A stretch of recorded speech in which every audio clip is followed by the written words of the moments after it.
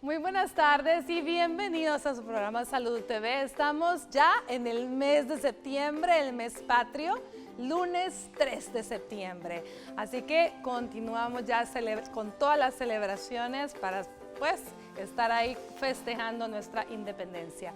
Este día estaremos hablando de la epidemia actual o el brote actual que tenemos de dengue y me gustaría que veamos la siguiente cápsula y luego comentaremos con quienes nos acompañan el día de hoy. Y en el año 2015 tuvimos el ingreso del Zika, producto del esfuerzo mancomunado entre el Sistema Nacional de Salud y el Sistema de Protección Civil. Pueden notar ustedes cómo hemos aprendido a luchar contra estas enfermedades y tenemos ya prácticamente 2 años con una minúscula cantidad de casos, siendo el año 2017 el mejor de la historia de El Salvador y el año 2018 el segundo mejor de la historia. Ustedes pueden ver que ahorita todavía aparecen menos casos que el año 2017, pero es porque el año no ha concluido. Probablemente cuando finalicemos tengamos un incremento muy leve de estos casos del año 2017. En primer lugar, debo decir para todas las instituciones de nuestro país que esta jornada nacional contra el dengue es de carácter obligatoria por decreto legislativo. El nombre de la jornada es 2 años sin epidemias de dengue, sigamos siendo sanos. Hemos sido pues el único país en América Latina que no ha establecido una situación epidémica por segundo año consecutivo. Es decir, en el resto de América Latina, en el resto de Centroamérica hay epidemia de dengue, Zika y chikungunya. En El Salvador no hay epidemia. Es tan impresionante que en el momento de epidemia teníamos 7,000 casos confirmados y hoy tenemos 115. Es decir, es una distancia abismal. Todos siempre oímos del dengue hemorrágico, siempre hemos oído de que eso puede generar gran sangramiento. Es decir, que tenemos 21 casos, ¿verdad?, que son preocupantes, pero también comprender que este éxito no está exento de peligros y que la destrucción, la búsqueda, identificación y destrucción de criaderos de zancudo es una obligación que solo se puede realizar en el hogar, en el lugar de trabajo y en el lugar de estudio. Sigamos siendo sanos es el nombre de esta jornada. Sintamos la motivación de revisar nuestras pilas, nuestros objetos de recolectar agua y de utilizar el abate o de mantenerlos tapados. Es decir, vamos realmente a hacer la jornada domiciliar, eso va a depender de qué tanto estímulo y qué tanta sensibilización hayamos logrado. Cuando llegamos teníamos una cantidad importante, bueno, arriba de los 4,000, 5,000 casos sospechosos de dengue todos los años. Y eso es una cuestión que hoy es inaceptable ya, ¿verdad? No, es imposible ver esa enorme cantidad de casos, con el agravante de que cuando se registraban esta enorme cantidad de casos, había solamente 300, un poco más de 300 puntos que reportaban datos al Ministerio de Salud. Es decir, había una inmensa cantidad de población que se enfermaba de dengue y que no era registrada por el sistema. Esto nos generaba, ¿verdad?, o nos dimos cuenta rápidamente que esto nos generaba un terrible vacío de información que nos impedía tomar las decisiones acertadas para poder combatir la enfermedad. Entonces fue que nos coordinamos con la Comisión Nacional de Protección Civil para poner en tensionamiento todo el país en la jornada de lucha contra el dengue, ¿verdad? Todo lo demás, de entonces para acá, es historia. Poco a poco el número de casos se fue reduciendo y fuimos tomando control de la epidemia y reduciendo los casos de muerte. En los años 2014, 2015, tuvimos solamente un caso de muerte de dengue en esos 2 años. En 2016 tuvimos una muerte en enero. Realmente fue un caso que correspondía al año anterior, a 2015. Entonces tenemos algunas condiciones que nos hacen sospechar que si no tomamos medidas a tiempo, 2019 puede ser un año epidémico, ¿verdad? Y eso nos obliga a tomar, digamos, estas medidas para prever que eso no suceda.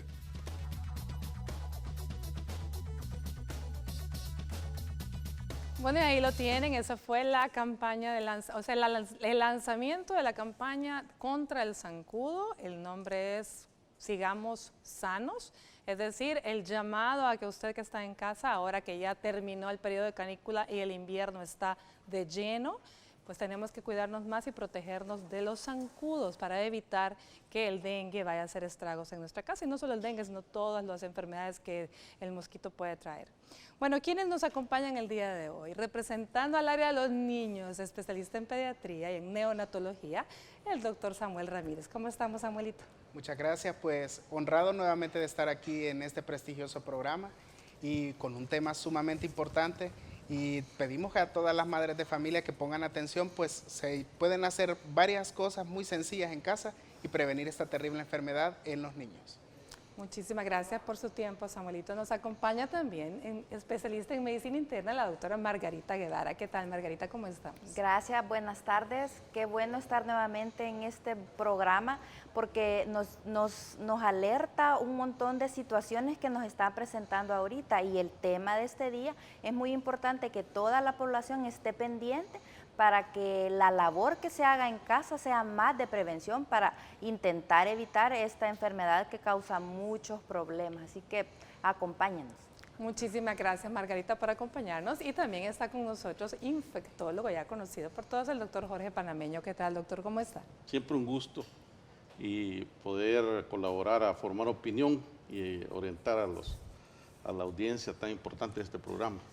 Muchísimas gracias, doctor, por acompañarnos. Bueno, veamos entonces hoy sí la cápsula en relación al dengue y ya volvemos.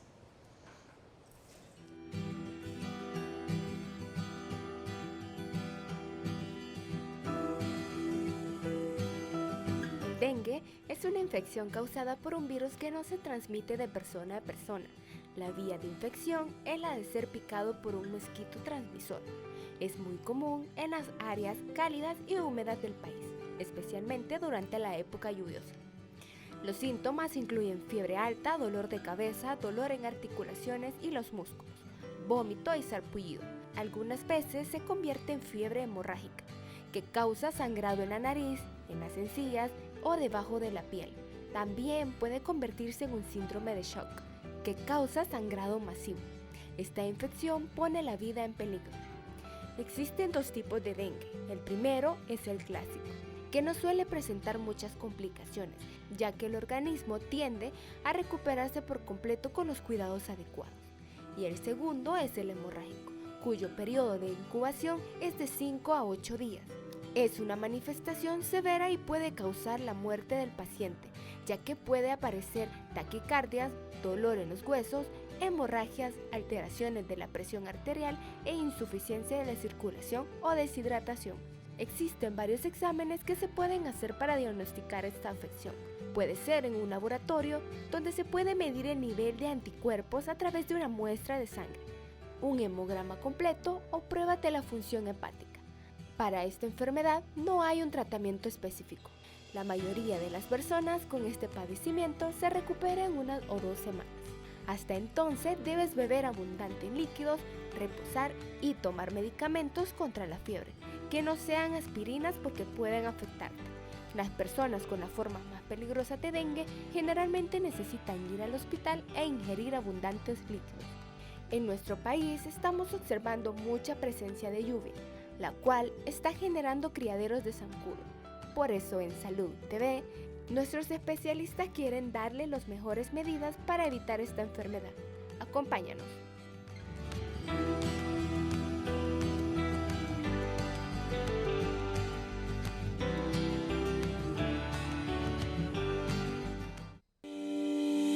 Recuerde que puede comunicarse con nosotros, hacer sus preguntas y enviar sus comentarios a través de nuestras redes sociales. Búsquenos en Facebook como Salud TV y síganos en Twitter como @SaludTVGMB.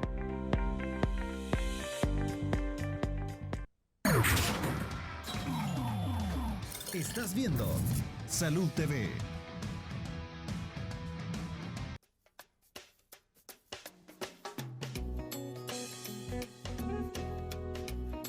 No teniendo recipientes con agua sucia.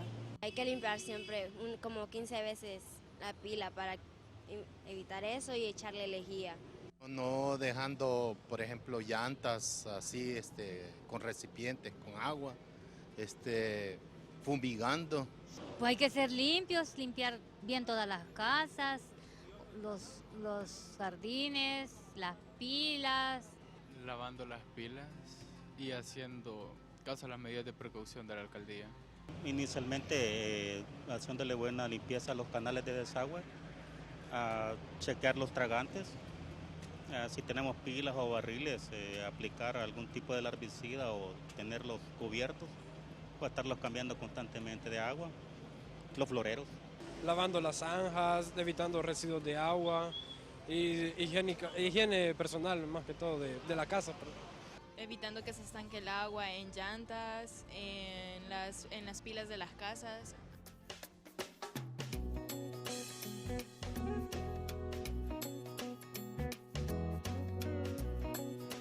Bueno, muchas gracias a todas las personas que responden al sondeo. Me encanta escucharlo, doctor Panameño. ¿Qué le parece todas las recomendaciones que la gente conoce y pues se supone que tiene que estar aplicando en casa? Bueno, y es natural que haya ese nivel tan importante de entendimiento de dónde viene el problema, porque la situación de dengue ya se volvió endémica desde finales de los 90. Ya más de 20 años que todos los años estamos discutiendo el mismo tema por esta época. Y entonces realmente me parece a mí que hay un nivel de entendimiento, pero vale la pena siempre hacer algunas aclaraciones. Por ejemplo, decirles que este tipo de mosquitos, los Aedes, el agua que les gusta no es agua sucia, no es agua estancada verde, es agua limpia, ¿verdad? Entonces, nuestros depósitos de agua, especial problema en donde se tiene que almacenar agua por un mal servicio de agua, ¿verdad? En donde llega una vez a la semana, 2 veces a la semana, y los habitantes de estas comunidades tienen que buscar dónde almacenar agua y ahí comienzan a hacer los problemas. Pero puede ser también en una minúscula expresión, por ejemplo, la corcholata. Una corcholata puede ser un criadero de zancudos de esta naturaleza. Entonces, realmente si en cada hogar pudiéramos hacernos el firme propósito de garantizar que un espacio de 300, 400 metros alrededor de nuestra casa no haya ningún tipo de criadero, y revisando nuestros jardines y aquellos patios en donde se suelen almacenar cosas, claro, hay situaciones difíciles. Por ejemplo, viviendas abandonadas, predios baldíos, quebradas, ahí ya es responsabilidad del sistema de salud y de quienes le ayudan, los municipios y otros organismos competentes. Exacto, pero lo que cada quien puede hacer, eso nos toca a cada uno de nosotros. Bueno, Margarita, hablemos un poco de la sintomatología que tiene que llamar la atención hoy día y en todo momento, dado que es un cuadro tan bizarro, tan general, que puede ser al principio cualquier cosa. Entonces, ¿qué tenemos que tener en mente? La verdad es que la sintomatología es muy variada. Describe la literatura que muchos casos son asintomáticos, pero la mayoría de veces cuando los pacientes llegan a consultar, ¿verdad? Hay fiebre que puede ser de 38, 38.5, hay síntomas muchas veces que semejan un catarro o una gripe. Puede haber secreción nasal, puede haber un poquito de eritema a nivel ocular, el dolor de cabeza, que eso también es bien característico, ¿verdad? Puede haber también el dolor retroocular, ¿verdad? Las osteomialgias, y por eso es que se denomina también fiebre quebrantahuesos, porque la sintomatología, eso es lo que lleva a consultar muchas veces a la gente, esa fiebre Con dolor de la cuerpo. sintomatología. La gente lo describe, cabal, como mucho dolor de cuerpo, es la osteomialgia. También puede haber, dependiendo del tiempo que llegue el paciente a consultar, un aparecimiento como una especie de rash, ¿verdad?, en todo el cuerpo, pero eso va a depender mucho del tiempo de evolución. Ya cuando hay síntomas de alarma, porque eso es bien importante que la gente lo sepa, cuando baja la temperatura así bruscamente, que los pacientes ya se presentan con hipotermia, ¿verdad?, cuando hay dolor abdominal, la sintomatología nos tiene que alertar, o cuando hay aparecimiento de unas manchas que se denominan petequias en la piel, que es por la disminución de un componente de la sangre, de las plaquetas, que eso sí ya lo tenemos que tomar en cuenta porque son síntomas de alarma. Aquí lo importante es que la gente sepa, ¿verdad?, que la sintomatología se puede aumentar o puede disminuir dependiendo de la edad del paciente. Las edades extremas son más propensas a que tengan complicaciones, pacientes que ya tengan alguna enfermedad crónica, que estén con tratamiento con alguna quimioterapia, pacientes con cáncer, los diabéticos, los que tienen insuficiencia renal. Ese tipo de pacientes son pacientes que son de más riesgo, y de ahí la importancia que la familia o el mismo paciente esté pendiente, que ante cualquier cuadro febril que se presente con la sintomatología ya mencionada, sí tienen que acudir a un centro de salud o su médico de confianza para que le haga una evaluación. Bueno, pero en todo caso, el adulto definitivamente uno puede hablar, puede expresarse, puede decir que siente. Pero vamos a ver, Samuel, ¿qué pasa con los niños, especialmente los niños chiquititos, los neonatos? ¿Pueden tener dengue y cómo lo vamos a saber? Por supuesto, este sector poblacional es mucho más complicado, puesto que el dengue en pediatría va a depender de la edad de aparecimiento. Se ha descrito casos que incluso pueden haber infecciones de transmisión vertical que podemos ver en un recién nacido, ¿verdad?, de una mamá que está adoleciendo con dengue y que tiene una viremia alta, el paso incluso de todo este tipo de virus hacia el recién nacido. El bebé no da una sintomatología igual a la del adulto. Incluso esto puede darnos una sintomatología en la cual nosotros la englobamos como sepsis. Y la sepsis es parte del diagnóstico diferencial de este tipo de cuadros, en especial en recién nacidos, que puede acompañarse fiebre, el malestar general. Sin embargo, en los niños, ¿qué es lo que principalmente les llama más la atención a las mamás? Y aparte de la fiebre, es la disminución en el apetito, la disminución en su propia actividad física, pues son niños que definitivamente pasan acostados y no quieren hacer absolutamente nada. Entonces, el cambio de comportamiento de un bebé que ha estado muy activo en los días anteriores o en las semanas anteriores, y en forma repentina pues hay disminución de esta misma y se acompaña de fiebre, ya empieza a orientar que algo sucede. Es muy difícil el cuadro en pediatría, puesto que los niños son mucho más expuestos a tener otro tipo de enfermedades, ya sea virales, bacterianas, y aquí es el clínico el que debe hacer el arte de hacer un diagnóstico diferencial de estos y asociar que realmente nosotros somos un país endémico, entonces el dengue siempre tiene que estar en una enfermedad febril y que se sume a otro tipo de características como rash, que ya muy bien lo mencionaba la doctora. Tenemos que empezar a descartar esas posibilidades. Es muy difícil decirle a las mamás que, y esto es muy importante a la hora de establecer la sintomatología, que con un día de fiebre nosotros podemos diagnosticar o poder decirle a la mamá, señora, su niño tiene una sospecha de dengue. Tenemos que seguir lineamientos y está bien establecidos los criterios que se deben llevar a cabo para que nosotros cataloguemos a alguien como sospechoso de dengue. Lo catalogamos como sospechoso porque en nuestra cabeza está de que muy probablemente lo tenga, pero también hay otros factores que tal vez no están desarrollados completamente o que hay otra sintomatología agregada que pueda estarnos entorpeciendo la certeza diagnóstica. Entonces, esto es bastante complicado.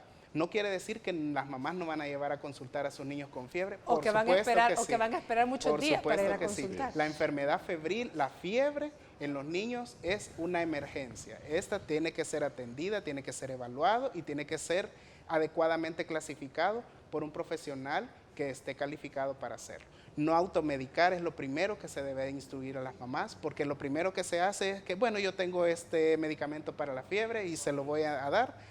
Realmente no se debe hacer, puesto que hay complicaciones severas que se pueden esperar en los niños cuando nosotros utilizamos medicamentos que no son adecuados por ejemplo, para el cuadro del dengue.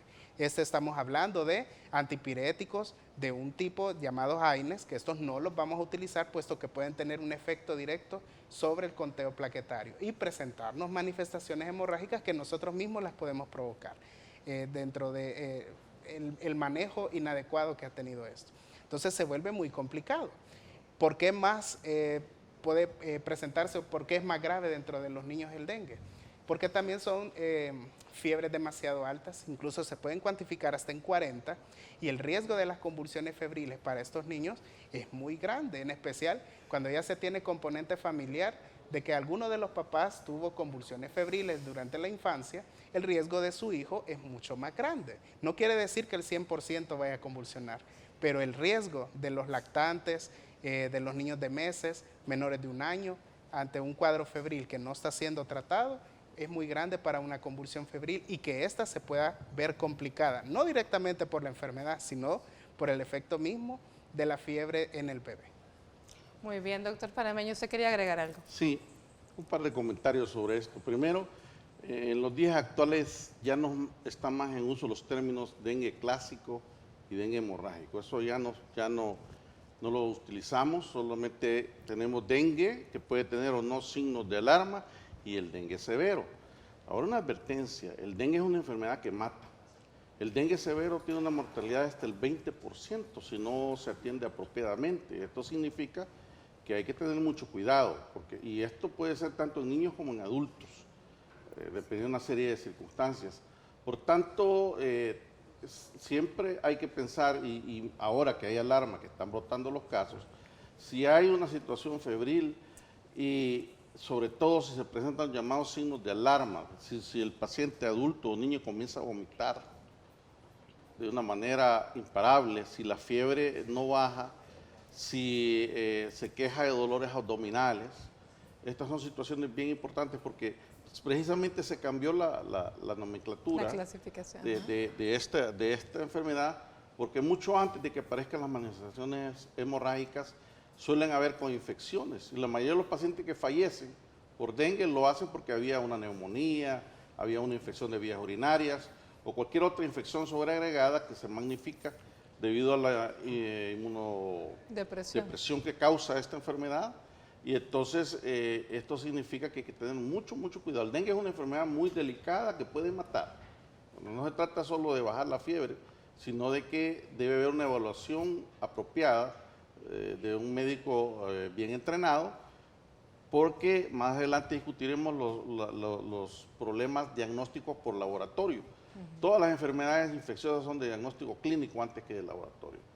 Muy bien, ahora me llama la atención porque estamos hablando de un cuadro tan florido que puede comenzar con fiebres tan altas, y hemos tenido un año en el que hemos hablado de hepatitis.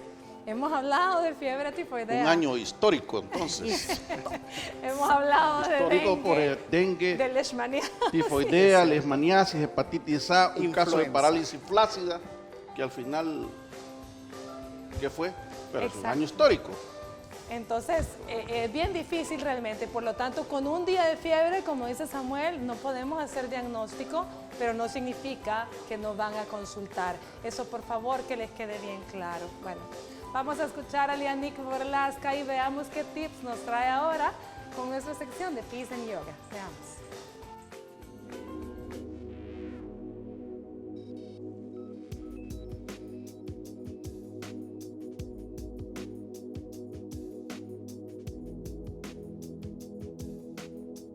Hola amigos de Salud TV, soy Lianik Borlasca y el día de hoy veremos Malasana o la postura del monje.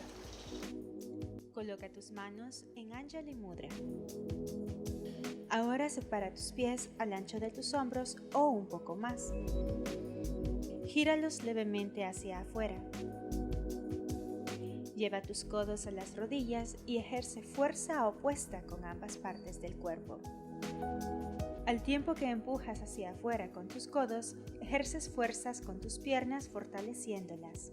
Esta postura fortalece las pantorrillas, estira los ligamentos de las rodillas, glúteos, el área de la cadera y la espalda.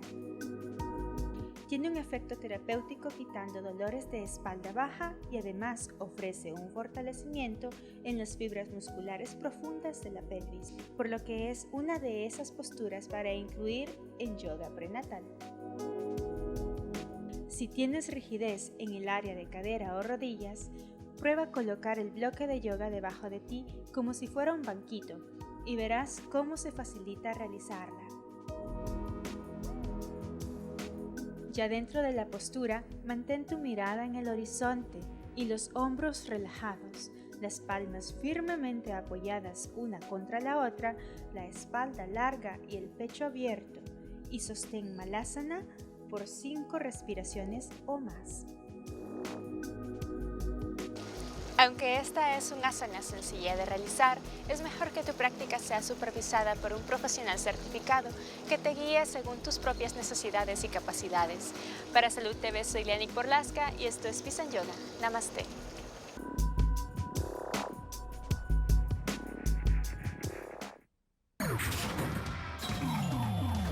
Estás viendo Salud TV.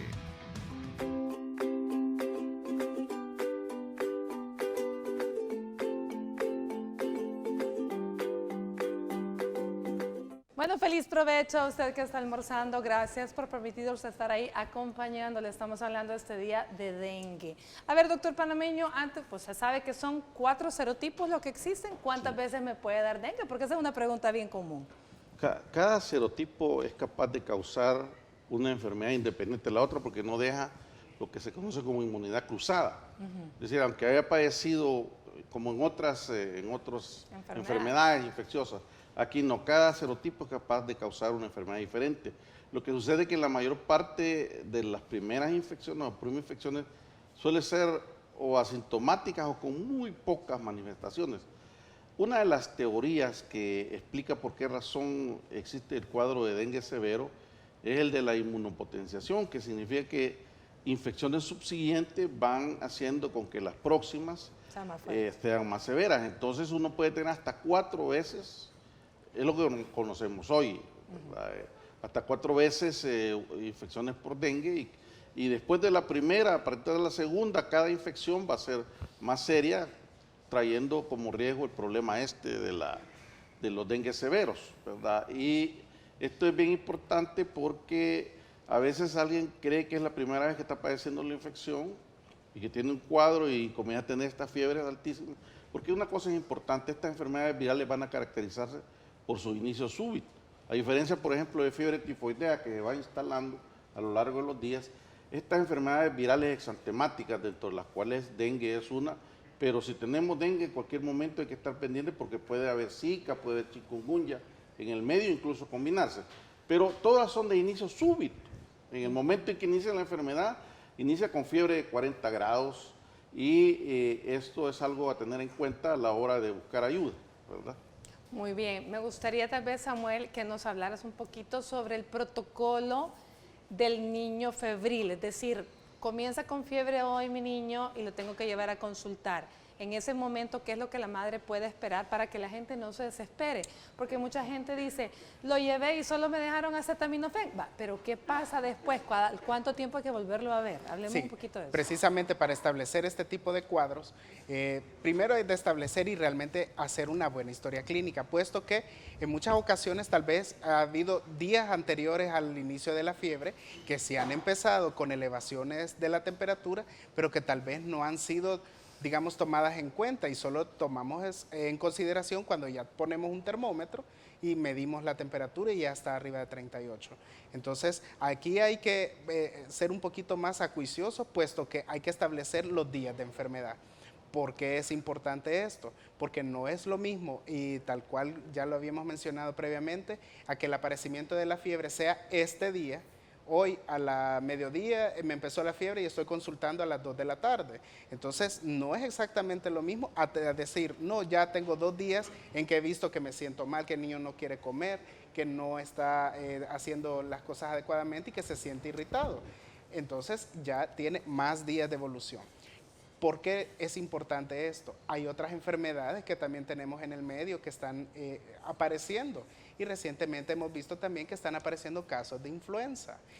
La influenza cursa con enfermedad febril sumamente fuerte y da la misma sintomatología que el dengue. ¿Cuál nos va a ayudar a hacer la diferencia? La evolución, el tiempo. Nosotros no podemos medicar o estar indicando ciertos tratamientos cuando no estamos completamente seguros del cuadro clínico. Si el cuadro clínico va orientado hacia es viral, el tratamiento solo es control sintomático de la fiebre. Si presenta un signo de alarma, entonces esto lo que nos obliga es a determinar, ¿será un paciente que necesita estar hospitalizado? ¿Será que necesita estar observado? ¿Será que nosotros lo podemos derivar a su hogar para que la mamá siga dándole cuidados en casa, que solamente es hidratación oral, control de la fiebre y buscar cualquier tipo de recipiente que pueda ser el foco donde estén naciendo todos los zancudos que puedan estar transmitiendo la enfermedad? Es bien complicado esto. La fiebre, todo el mundo llega porque tiene fiebre y porque no le baja.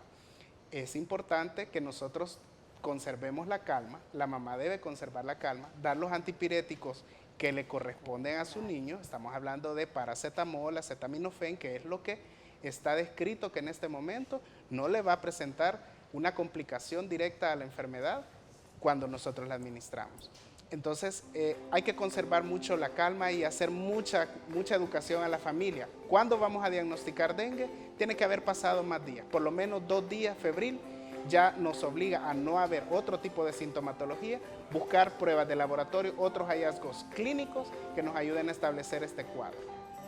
Bueno, muy bien, al regreso vamos a hablar un poquito más de eso en detalle, también el protocolo en los adultos, qué exámenes, si realmente sirven o no, como bien dice el doctor Panameño, es puramente clínico. Pero por el momento vamos a ver la siguiente nota. El doctor Juan Carlos Vargas, especialista en medicina deportiva, nos habla un poco de qué hacía ya en 1993, justo cuando Canal 21 comenzaba operaciones en El Salvador, y cómo se siente formar parte del staff de Salud TV, que es parte de la historia de Canal 21. Veamos.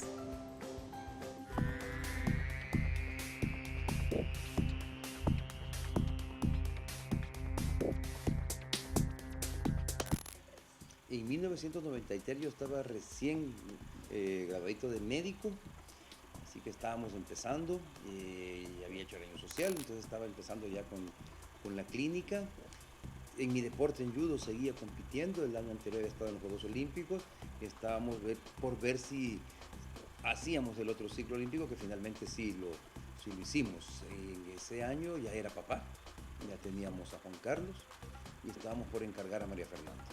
Los muñequitos, ¿sí? Tiro Loco, Lagarto Juancho, el inspector Ardilla y todos sus amigos, Morocotopo, la abuelita, todo eso. Y me gustaba mucho, porque era una serie que yo vi cuando estaba chiquitito, Perdidos en el Espacio, con el doctor Smith y el robot. Me llamaron, de verdad fue una sorpresa porque no sabía de dónde era y por qué me llamaban a mí para participar en Salud TV. Y fue que empecé cuando todavía estaba Osvaldo Ruiz, quien muy profesional, yo le tenía mucha admiración porque decía, ¿cómo es posible que él haga un programa médico los 5 días de la semana? Si él no es médico, es algo muy difícil. Entonces eso, de verdad que yo lo destaco, muy profesional, muy estudioso, y los programas con él eran buenísimos. Luego vino la doctora Elizabeth y pues también ella le da su toque especial. Me encanta cuando me han invitado porque es estar como entre amigos y poder colaborar con las personas pues, con la información que uno pueda dar. Felicidades y agradecer en realidad por el entretenimiento, la información y todo lo que nos dan y por ser un canal diferente.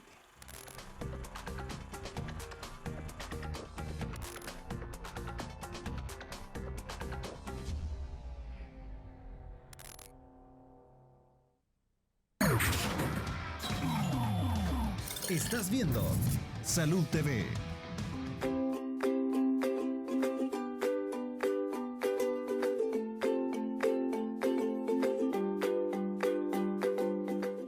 Bueno, continuamos con nuestro programa. Estamos hablando de dengue. ¿Qué vamos a hacer entonces con el adulto? Pero antes tenemos una pregunta en Facebook que me gustaría que respondamos. Nos dice Francisco Javier, ¿hay algún análisis para saber si una persona tiene dengue o es por ojo de buen cubero del doctor, sobre todo cuando no sean síntomas? Gracias, Francisco Javier. Me encanta el dicho, ese dicho de a ojo de buen cubero. ¿Verdad? Sabemos. Ajá, No, doctor en Panameño. medicina, eso de ojo de buen cubero se llama ojo clínico, y es que somos entrenados cuando nos dedicamos a esta profesión. Por ejemplo, en mi caso, después de terminar mi escuela de medicina, después de 8 años, realicé una residencia de 4 años en medicina interna y después 3 años de maestría en mi área para desarrollar eso que se llama ojo clínico. El problema es que, por ejemplo, hablemos de dengue. El dengue tarda un mínimo de 5 a 6 días desde el inicio de los síntomas para comenzar a positivizar las pruebas que nos sirven para el diagnóstico. Pero en algunas personas esto puede tardar hasta un mes. Entonces, en los primeros 5 a 6 días es cuando, sobre todo en los casos que no sabemos quién ni por qué se convierten en severos, tenemos teorías al respecto, pero es difícil determinar cuando alguien está iniciando si su caso se va a comportar como un dengue sin complicaciones o como un dengue severo. Entonces ahí es el entrenamiento y la vida clínica de quien está evaluando la situación, porque si nosotros esperamos que las pruebas se vuelvan positivas, cuando esto ya sea positivo, el paciente va a estar ya en cuidados intensivos extremadamente graves. Ahora bien, existen otros exámenes que nos dan una orientación sobre ante qué nos podemos estar presentando. O que nos descartan otras. Y ayudan a identificar otras, pero por ejemplo, una cosa que es característica del dengue es la bajada en las plaquetas, la disminución en el conteo de plaquetas. Eso muy pocas otras enfermedades lo dan, pero pueden darlo. Ojo, que no es exclusivo. Y luego las evidencias de que la sangre se está volviendo más espesa o concentrada, que son ciertos criterios ya propiamente para información médica, que ayudan en algo, pero en las primeras 24 a 48 horas es extremadamente difícil poder distinguir entre influenza, entre dengue y entre otras infecciones virales. Y entonces ahí es donde hay ciertas características desde que va la apariencia del paciente, en qué momento aparece el exantema, que es bien característico. En dengue va a aparecer ya en las últimas etapas, cuando la enfermedad está por salir, a diferencia de chikungunya y zika, donde es muy temprano, y cosas como estas. Entonces, ciertamente el ojo clínico es mandatorio en el momento de estar evaluando un paciente en la emergencia o en una consulta externa. Por lo tanto, para obtener el ojo de buen cubero, ojo clínico, son bastantes años de experiencia, pero ya lo veo que sí es por eso, es por la experiencia que se obtiene al ver tanto caso. Ahora bien, Margarita, como todas las enfermedades virales, el dengue es autolimitado, pero el periodo de convalecencia es mucho mayor. Hablemos un poco de cuánto dura. La verdad es que uno tiene que individualizar cada paciente, porque yo no puedo poner el mismo periodo, ¿verdad?, en un paciente que no tiene ningún antecedente, es una persona sana que previamente hacía sus labores cotidianas y se presenta con el cuadro febril, a un paciente que ya tiene muchas enfermedades ya concomitantes, hipertensión, diabetes mellitus, que ya tenga algún padecimiento, que esté tomando algún medicamento, pacientes con lupus, ¿verdad?, pacientes que estén ya en control por alguna otra especialidad. Entonces, ese tipo de pacientes, nosotros como que les tenemos que dedicar un poquito más de tiempo, porque el periodo de convalecencia se va a tardar. Generalmente la sintomatología, nosotros le explicamos al paciente que del sexto día en adelante, del quinto al sexto día, la sintomatología va a caer, ¿verdad? Va a disminuir el dolor de cuerpo, puede disminuir la sintomatología de la cefalea, porque es muy frecuente con el dolor retroocular, pero también se le tiene que explicar al paciente que como son infecciones virales, ¿verdad?, sí se presenta nuevamente aumento de la fiebre, ¿verdad?, pueden haber ya otras infecciones que están aprovechándose en este momento, y eso es bien importante que el paciente lo sepa. ¿Por qué?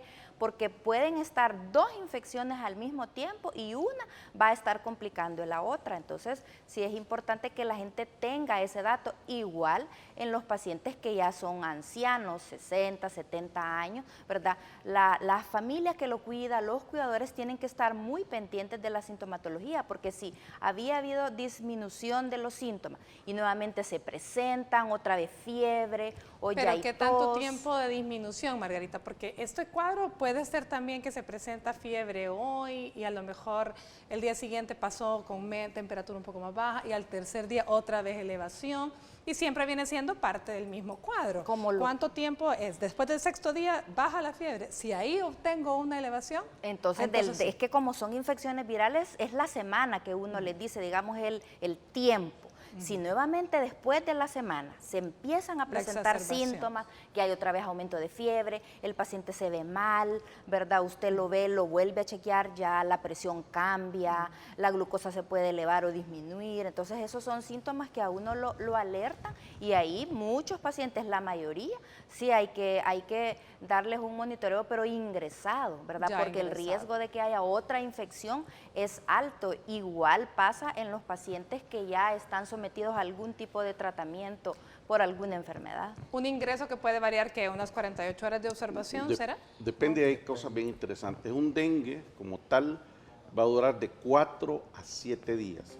Es una enfermedad autolimitada. Si dura más de 7 días, ya no es ahí no es dengue, ahí hay otra cosa de por medio. Y va a evolucionar rápidamente, 72 horas, 4 días.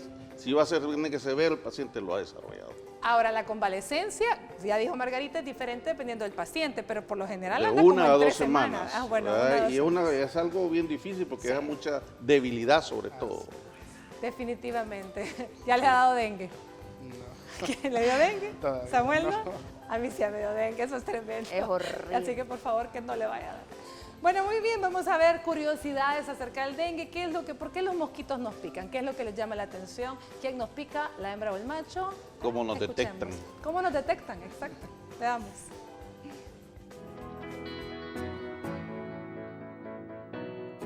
El zancudo es una de las principales causas de diferentes enfermedades a nivel mundial, así que ahora te traemos algunas curiosidades sobre este mosquito. Lo que principalmente lo atrae hacia nosotros es el dióxido de carbono que exhalamos. Investigadores han encontrado que en lugar de dejar de respirar para no atraerlos, podemos paralizar sus receptores con otros olores, por ejemplo el del chocolate, el cual ha resultado ser muy efectivo para evitar que no nos pique. Las hembras son las consumidoras de sangre, mientras que los machos se alimentan de las flores y del néctar. Las primeras son las que nos atacan por las noches y nos causan esas horribles picazones.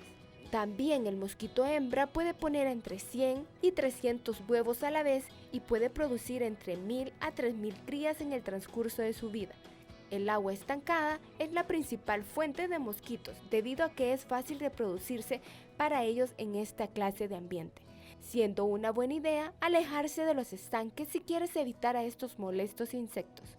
¿Sabías que cuando un mosquito pica la piel de un animal, empieza a absorber su sangre? Y mientras lo hace, deja restos de su saliva en la piel que sirve como anticoagulante, lo que le ayuda a alimentarse mejor. Pero la mayoría de nosotros tiene una alergia natural a su saliva, que es lo que causa la característica comezón de los piquetes de mosquito.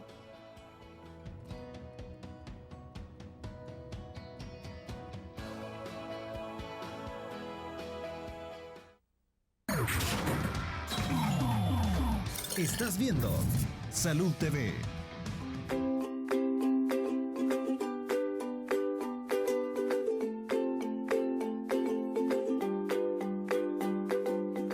Bueno, continuamos con nuestro programa. Hemos estado hablando sobre dengue. A ver, ¿cuáles son los signos de alarma en los niños, Samuel, por favor? Por favor, esto es bien importante que las mamás siempre lo tomen en cuenta. Cuando ya en alguna ocasión ustedes consultaron y les dijeron que su hijo es sospechoso de tener dengue, a lo que debe vigilar es, número 1, la evolución de la fiebre, puesto que usted también se le tiene que informar que el día que cae la fiebre es el día que más frecuentemente se puede ver las complicaciones o los signos de alarma que puede dar este tipo de enfermedad.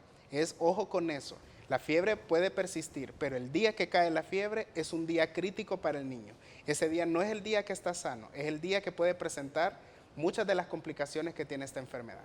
Número 2, el aparecimiento de sangrados, petequias, que son pequeños puntos de color morado que podemos encontrarlo cuando hay sobreinfección por algún tipo de virus respiratorio, puede haber tos y esa simple tos puede provocar el aparecimiento de petequias alrededor de los ojos o en la conjuntiva de los ojos. Chiquititos. Pequeños moretes que se han producido de la nada.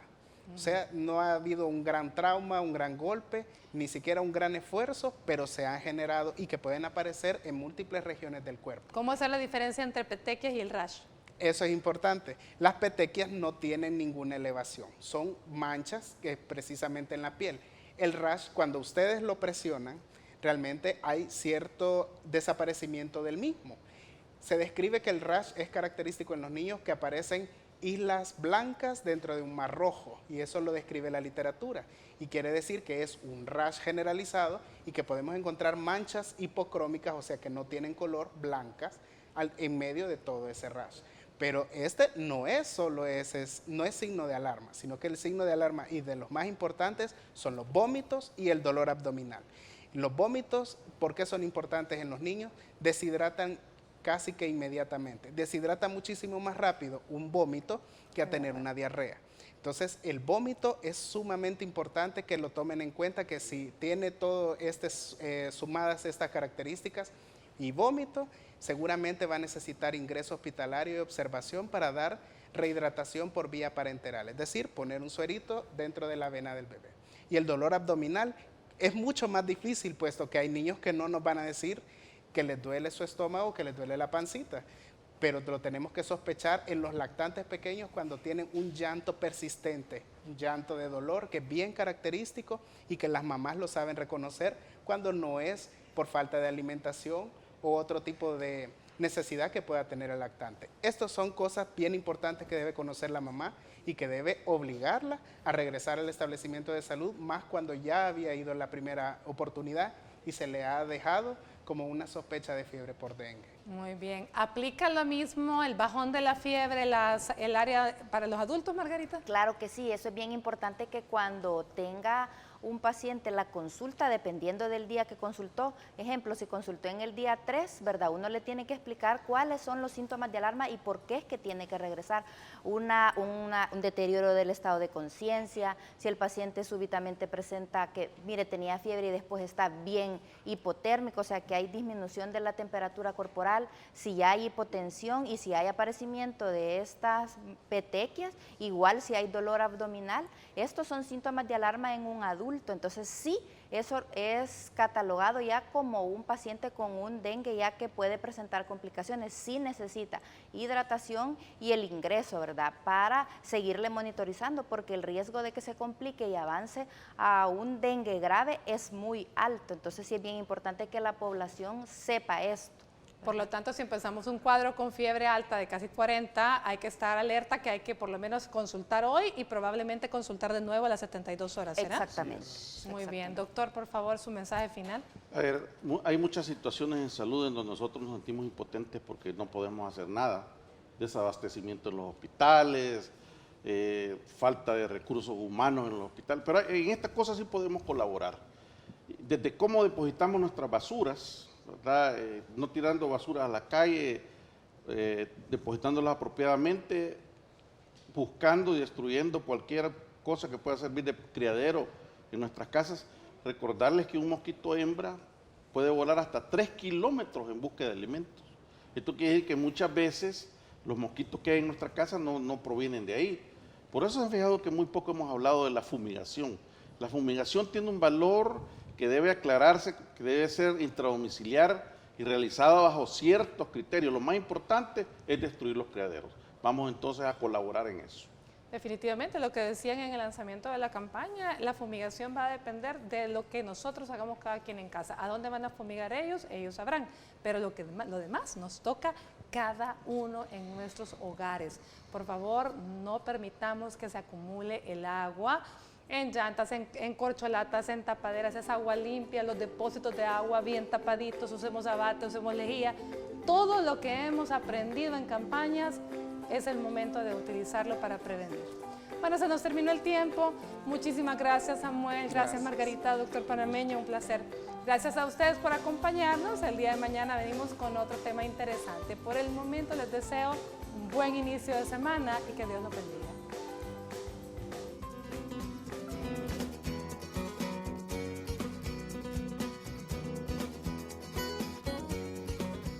La única manera para controlar o prevenir la transmisión del virus del dengue consiste en luchar contra los zancudos, así que te dejamos los siguientes consejos.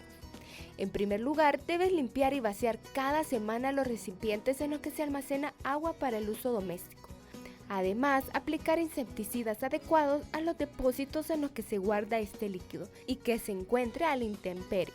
Por otro lado, debes utilizar mosquiteros en las ventanas y en los cuartos de los pequeños de casa. También puedes usar ropa que cubra brazos y piernas durante la noche para evitar las picaduras de este mosquito. Lava las paredes internas de las pilas y barriles con abundante agua, jabón, cloro y con cepillo de cerdas duras, durante 5 o 10 minutos al menos, una vez cada 8 días, para evitar el criadero de zancudos.